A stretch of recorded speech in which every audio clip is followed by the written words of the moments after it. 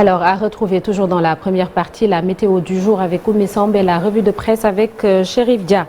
L'actualité internationale, les évêques africains rejettent toujours toute idée de bénédiction des couples homosexuels. Une nouvelle tension, nouvelle étape sur Nata dans les relations tendues entre le Vatican et les conférences épiscopales en Afrique. En décembre dernier, le Vatican autorisait les bénédictions pour les couples dits irréguliers, notamment les couples homosexuels. Nombre d'évêques du continent, donc notamment du Cameroun, du Nigeria, ont alors indiqué leur rejet donc de cette décision. Il y a une semaine, donc, le Vatican s'était expliqué en publiant un long communiqué de presse. Le Burundi qui ferme ses frontières terrestres avec le Rwanda voisin pour une durée indéterminée. Rien ne va plus donc entre Kigali et Gitega. Le Burundi donc qui a annoncé cette information en prenant prétexte donc le Rwanda, donc qu'il qualifie de mauvais voisin, le Rwanda qui, selon les autorités burundaises, héberge, selon donc ces autorités, des ennemis du peuple. Une décision donc prise quelques jours après que le président burundais Evariste Ndayishimiye a accusé donc son voisin d'héberger, de financer et d'armer les rebelles burundais du Red Tabara, responsable d'une attaque qui avait fait une vingtaine de victimes civiles à Gatumba, la frontière commune avec la RDC.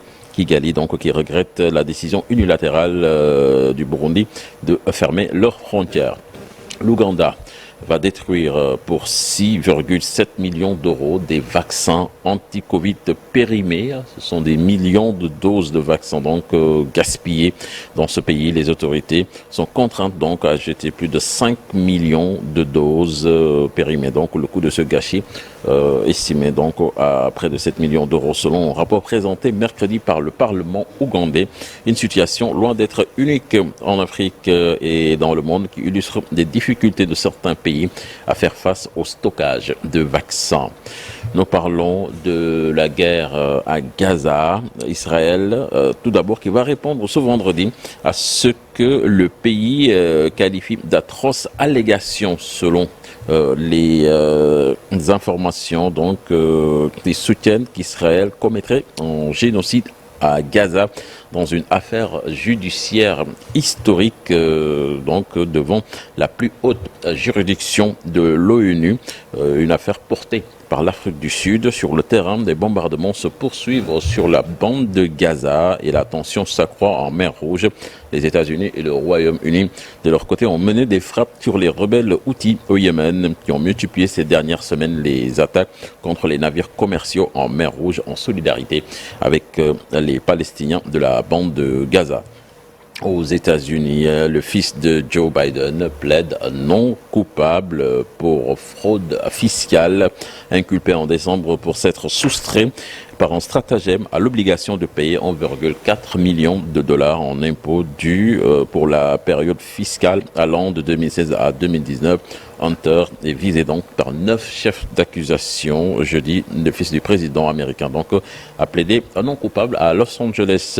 Nous restons toujours aux États-Unis. Jugé pour fraude, Donald Trump fait de son procès une tribune contre Joe Biden. Il a une nouvelle fois transformé jeudi son procès civil pour fraude financière en tribune politique, dénonçant une ingérence électorale qui serait orchestrée par Joe Biden, qu'il qualifie d'escroc, à 4 jours du début des primaires républicains, dont il est le grand favori. Pour terminer, Nata, Stéphane Séjourné, proche d'Emmanuel Macron, et d'Attal, promu jeune patron du Quai d'Orsay, au moment où les tensions sont à leur maximum au Proche-Orient comme en Asie, en passant par l'Europe et l'Afrique.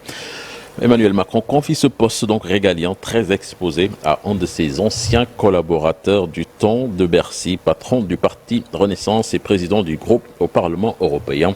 Le nouveau Premier ministre, Gabriel Attal, connaît également très bien Stéphane Séjourné.